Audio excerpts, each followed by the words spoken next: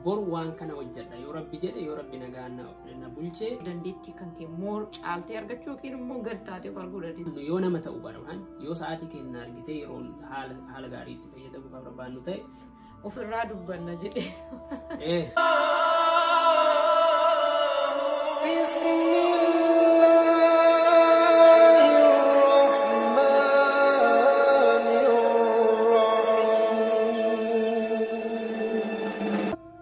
Assalamualaikum warahmatullahi wabarakatuh. Akkam nagaa jirtu fayyaa keessanii maatiin wal haa barru hundi keessanuu bakka jirtanitti nagaa fi raafanni isin haa qabu isiniin jenna. Akkuma baratame qophii bareedaa wayii qabannee isinii dhufneera. Qophiin keenya irraallee time management yookaan immoo haala itti fayyadama yeroo keenyaa ta'a. Isin immoo warri haarawaa taatan maatii keenya ta'uun share, like, subscribe gochuun nu hordofaa isiniin jenna. Viidiyoo keenyallee hanga dhumaa ilaaluun irraa baradhaa itti bohaaraa isiniin jenna.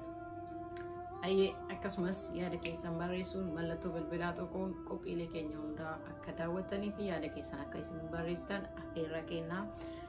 Time management jalatti wantoonni nu qabannee dhufnee faayidaan isaanii jira maal gochuu akka qabnuu fi yoo yeroo kennaa haalaan ittiin fayyadamanii maaltu nu mudate isa jedhudha. Kanaaf kanneen jala pireezenti isinii goonaa isin gorsinaan gorsitu hanga xumuraan faana turaan affeerra kenna.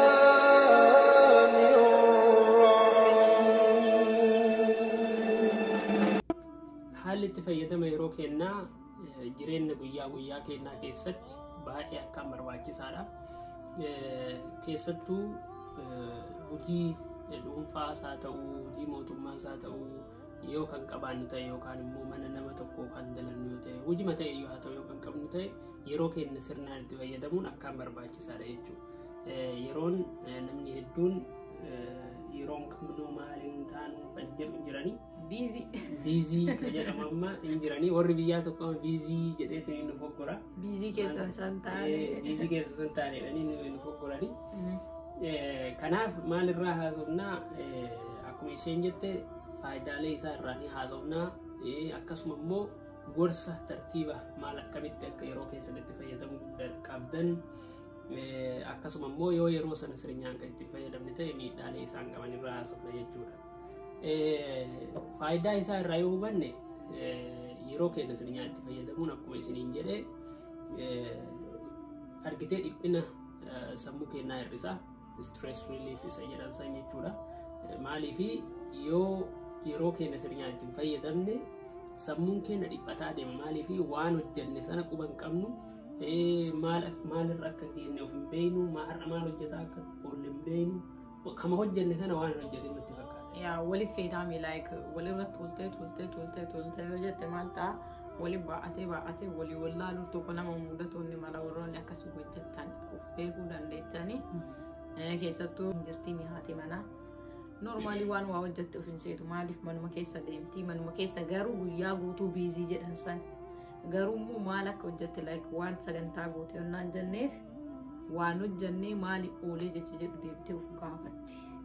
Yaa deebi'aniitiin of gaafatanii yoo san immoo argitee homaa waan hin hojjetin itti fakkaata.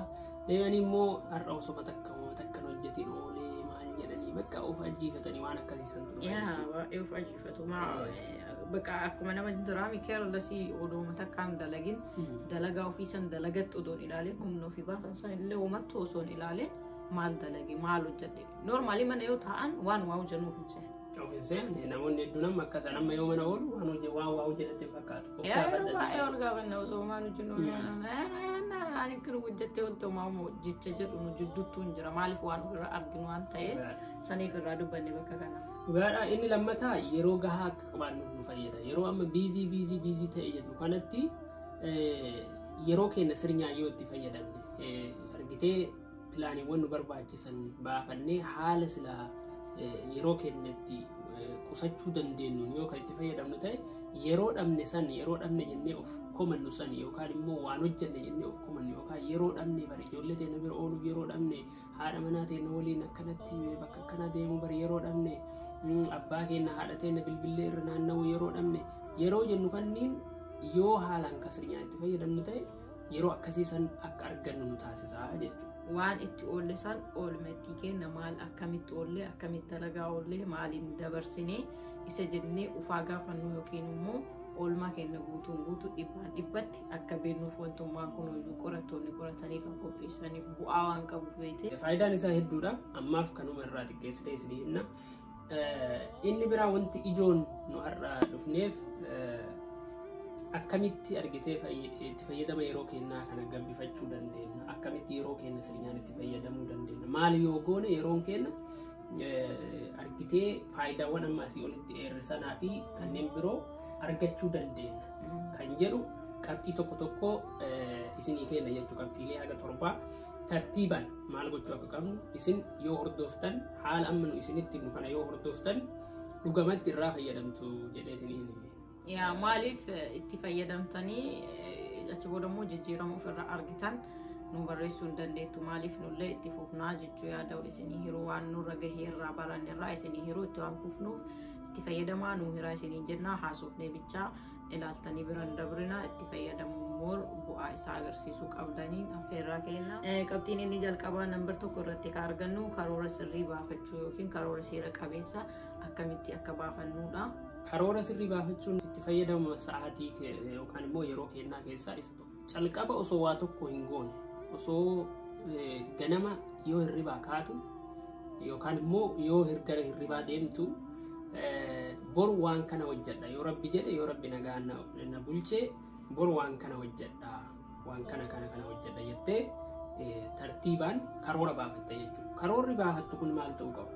Waan galmaan geenyu ta'uu qaba. Waan hojjechuu dandeenyu waan argitee achiif godhuu qabnu yoo ta'e malee karoora hin dandeenye waan humna keenyaa olii yoo goone karoora keenya san ka baafanne sani sa'aatii keenya san wal jala nu jalaa dha'uu danda'a jechuudha. Jalqabumayyuu karoorichuma san sirrii baafachuu jechuun ofitti amannee karoora baafnu san ufumaa keenyaa of beennee waan kanan godhaa waan kanan danda'a dandeettii kanan qabaa isa dhibbaan laal konfiidensii guutuu qabaattee yeroo karoora san baafattuyyuu like hin godha bakka maaliif waan yoo gootu ofi amanuu qabda beektaa konfiidensii qabaachuu qabda hojii keessan immoo jaalachuu qabda.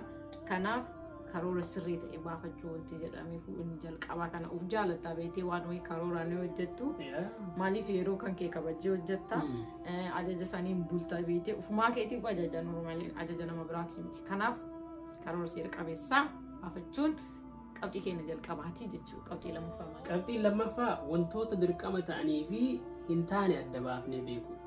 Karoora yoo baafannu wantoota silaa fakkeenyaaf ganama ijoollee keenya mana barnootaa yoo geessinu ta'e wanti sun waan ta'uu qabu. Wantoota ta'uu qaban kana jalatti waan ta'uu qaban ta'e waan dirqama ta'an yookaan immoo yooma san muddamatti godhuu qabnutu jira. Waan immoo argitee tursiisuu dandeenyu garuu immoo godhuu qabnutu jira. Waan nu barbaachisu argitee important and urgent waan ta'e tokko jechuu adda baafnee waan barbaachisaa ta'e baay'ee barbaachisaa ta'ee fi waan muddama ta'e tokko adda baafnee beekuu qabna. Yoo isan beekne ta'e argitee karoora keenya kana yoo isan beekne haala yeroo itti baafannaa isaa yoo isan beekne ta'e karoora keenya wal keessa nu jalaa laaqamuu danda'a jechuudha. Kanaaf kamtu irra barbaachisaadha kamtu irra barbaachisaa miti. Kamtu muddama qaba kamtu muddamaa miti jennee tartiibaan akkaataa isaati kan muddamaa dura aansine kan barbaachisaa ta'e akkasuma itti aansine kan immoo xiqqoo barbaachisaan taane duuba aansine yookaan immoo argachuu qabnu hojjechuu qabnu yoo jiraate fakkeenyaaf yoo paarkii waan deemnu ta'e ka paarkii deemnu sun yoo baay'ee waan nuuf barbaachisaa hin taane ka ta'u ta'e umarra aansuu dandeenya jechuudha. Kanaaf prioritize gochuu qabna wantoota hojjennu kanaan we have to prioritize our task. Argitee yoo saniin goone wal keessa nu jalaa laaqama wanti urgent ta'e yookaan immoo muddama ta'e tokkoo fi wanti immoo suuta hojjechuu dandeenyu tokko wal keessa nu jalaa laaqamuu danda'a waan ta'eef kanaaf wantoota dirqama ta'anii fi hin taane wantoota barbaachisaa ta'anii fi muddama ta'an garuma barbaachisaa ta'anii muddama hin taane kanneen adda baafnee beekuun dirqamaa jechuudha. Akkuma inni jedhee laayif jireenya mana keessanii keessaa isin hundinuyyuu maaltu isiniif impoortaantii akka ta'e ni beektu amaartummoo isiniif iizii akka ta'e jireenya keessan keessa namuu haalli jireenya isaa beektii akkaataa sadarkaa isaatiin waan ta'eef sanni beeka beektii amma noormaalii biyya ambaa kana keessa yeroo hedduu maaltu jira beektee laayifii nama hundaa keessayyuu like appointmentii mana yaalaa kun yeroo hedduu heddumaan wantoota akkasiisan fardii waan ta'an san jalqabarra sa'aatii isaa isteeppii jalqabaarra kaayachuu qabdaa jechuu fakkeenya fudhadheeti kana beekanii hin beektan jechuu osoo hin taane wantoota akkasii isteeppii qabsiiste wantoota itti aanu immoo akkasuma jedhaa muuruu akkasii sagantaa kan kee bareechistee baaste wanti hunduu easy sii ta'a jechuudha. Achi jalatti immoo dagachuu hin qabne waan nun barbaachifne gariitu jira amma fakkeenyaaf borullee yoo goone waan dhaqqabnuu fa'aatu jira. Waan akkasii sanniin anaa fakkeenyaaf yeroo garii assignmentiin tokko torbee dhufu keessa yoo kan dhumatu ta'e torbee dhufu keessa kan dhumatu sani boru hojjechuu ni danda'a. Iftaan hojjechuu ni danda'a. Kanaaf prioritizing godhu jechuu waan san dirqama har'a hojjechuu qabu.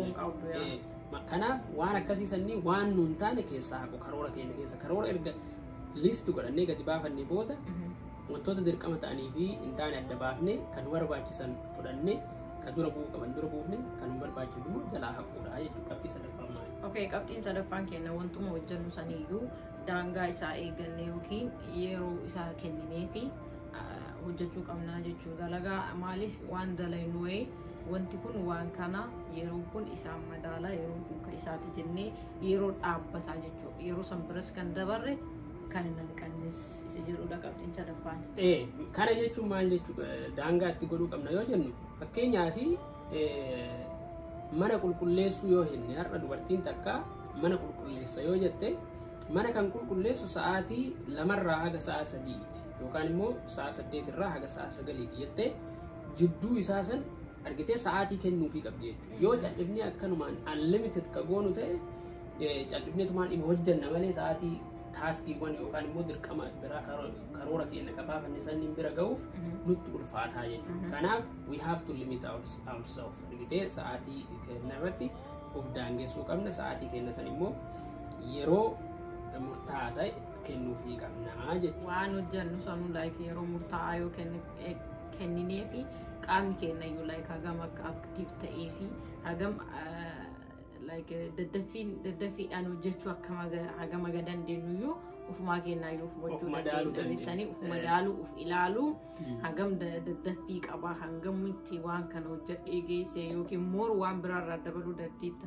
Taayimii limited goote isaan irratti waan ufiidhaa goote isaaniin alatti moor ka biraarraan dabaltee hojjechuu dandeetta. Ufillee argachuu ni dandeetta. Beektee dandeettii kan kee moor caaltee argachuu yookiin immoo gartaatee of arguu dandeetta. Yoo gartaate uf fooyyessitaa yoo ol taate immoo uf dinqisiistaa jechuudha.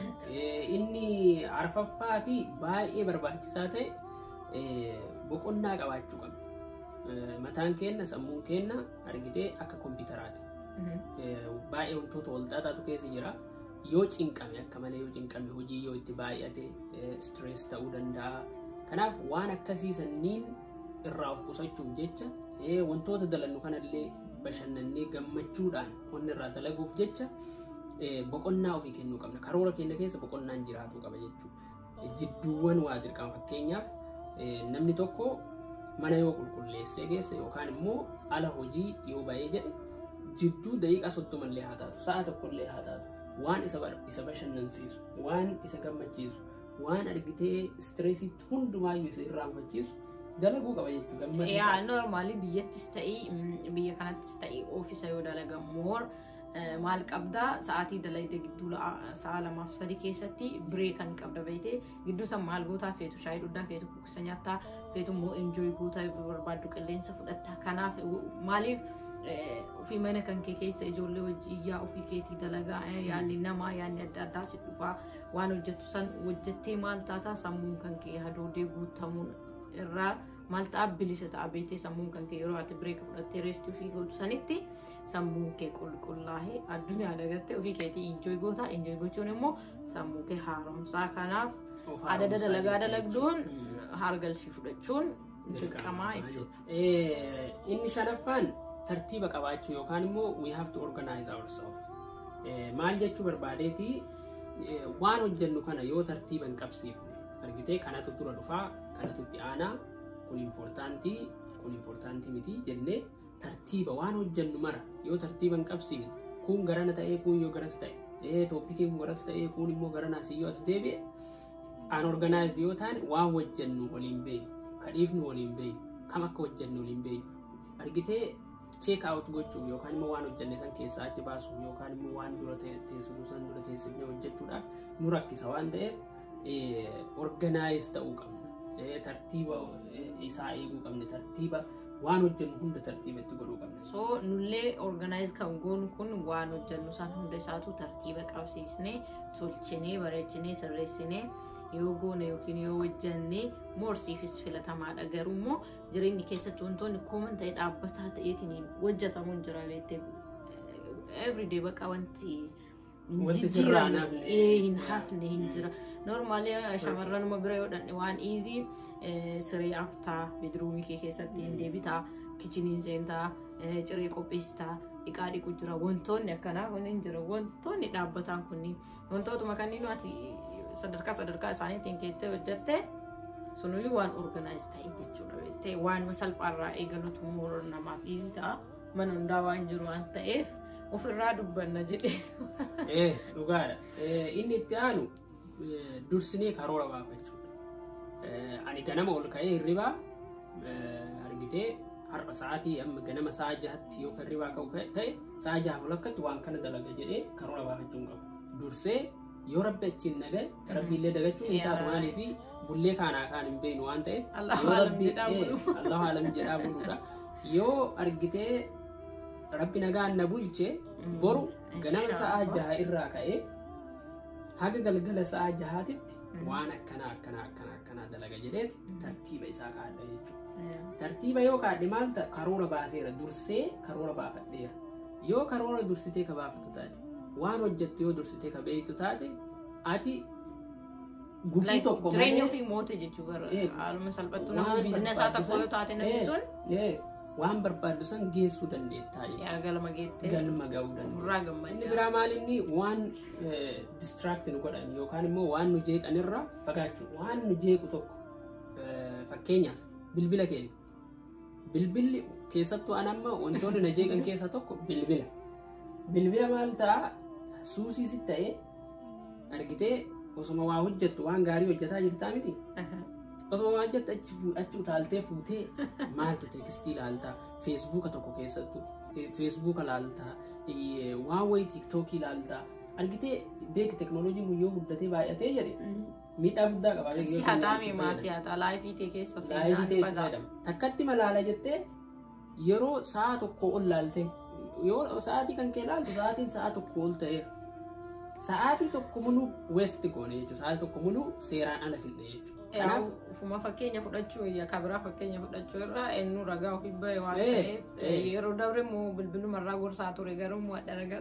Dhugaadha maaliif an amma wantoota isinii himnu kanneen by the way waan experience kenna waan ta'eef isarraa hundoofneeti waan ofii argine muuxannoo irraa argine waan irraa baranne waan ta'eef kanaaf isin gorsina isinillee akka irraa barattaniif jechuudha. Inni biraa maalinni akkuma amma maal fa'aa akka gochuu qabnu isiniin jenne isin by the way tartiiban amma isinii himne kana yoo gootan dhibbaan dhibbatti wanti ani isinii himuu danda'u gargaarsa rabbiitiin irraa fayyadamuu dandeettan jechuudha. Yoo duraan yeroo hin qabaanne yeroo qabaachuu dandeettan jechuudha. Inni biraa yeroo keenya yoo sirnaan itti fayyadamne yoo amma akka jenne kanan goone miidhaalee qaba. Miidhaan inni biraa maali? Yeroon hojii xumuruu dhabu. Maaliif seete yeroo amma fakkeenyaaf tartiibuma kanaanuu osoo fayyadamaartu akkuma amma inni jedhee waan wayii osoo dubbisaa jirtu buuka kana peejii kana hanga peejii kana dubbisuu qaba jettee itti seentee karooruma baafatte sana itti seentee yoo ati walakkaa isaa yookiin qixxee isaa geettu bilbilli sii bilbilamee ooruu teekstiin wayii sii dhufe waan wayii argite hin fuutaa hin jettaa qo'ii tana darsa tarii miniitii yookiin sa'a tokko geettee yoo laaltu baate jechuu sagantaa keessaa maal ta'a wanti suni next step wantiin kan kee pilaaniin kee waan itti aanuuf hafe jechuu wanti sun dubbisni sun hafeeraa kanaaf hojii hojjettu san dhaabuu yookiin gidduu kutuu jechuudha raastee hambisuu osoo hin xumuriin wanti akkasii si mudata. Osoo xumuruu fedha qabdu gidduudhaan attention isii gara biraa dabarsuun dalagaa isii sun irraa hafa yookiin isarraa hafa isii qofa sun. Yoo akkas taate maal taatee deebitee of komachuu keessa seenta.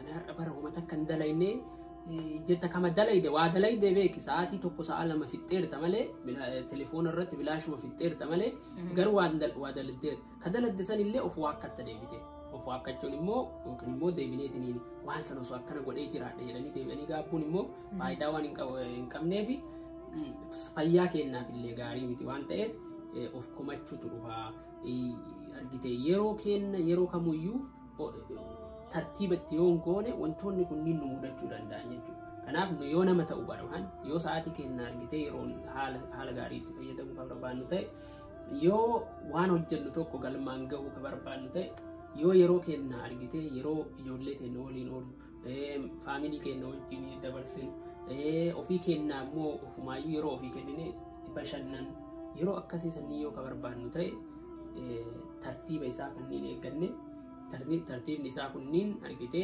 karaa nu irraa baranne waan ta'eef karaan biraallee jiraachuu danda'a. Garuu immoo tartiiba isaa eegganne yoo kan irraa ittiin hojjennu ta'e argite milkaa'uu dandeenya. Kaayinaan taa'im manaajimentii qophii nu qabannee dhufnee kana tokkoffaa argachuu dandeettu jechuu tartiiba nu isinii himne yoo fayyadamtan irraa milkooftanii galma geettanii ofiin isinii boontuu baay'ee waan daleedan kamiin irratti yookiin ofii keessanii yeroo of teest gootanii yeroo ofii of gaafattanii oolmaa keessanii fi jireenya keessan maal irratti akka dabarsitan sagantaadhaan yoo fayyadamtanii ofii keessanii of argachuu dandeettanii namoonni baay'ee of kan argan hin jira jedhee yaada. Kanaaf of gaafadha maalirra ani karoora qabaa karoora itti fayyadamaa jira yeroo kiyya maalirra dabarsaa jira waan gaarii moo waan badaa irra dabarsaa jira jennee of gaafannee maatii keenyallee haa gaafannu isiniin jenna. Asumaan warri haarawaa taatan immoo share like subscribe gochuun faamilii keenya maatii keenya ta'a isiniin jenna. Yeroo biraa qophii bareeda ajaa'ibaa kam akkanaa kana qabannee hanga isinii dhufnutti nu jiraadha bakka jirtanitti nagaa fi raafmanni isin wajjin haa jiraatu isiniin jenna isin jaalanna. السلام عليكم ورحمة الله وبركاته.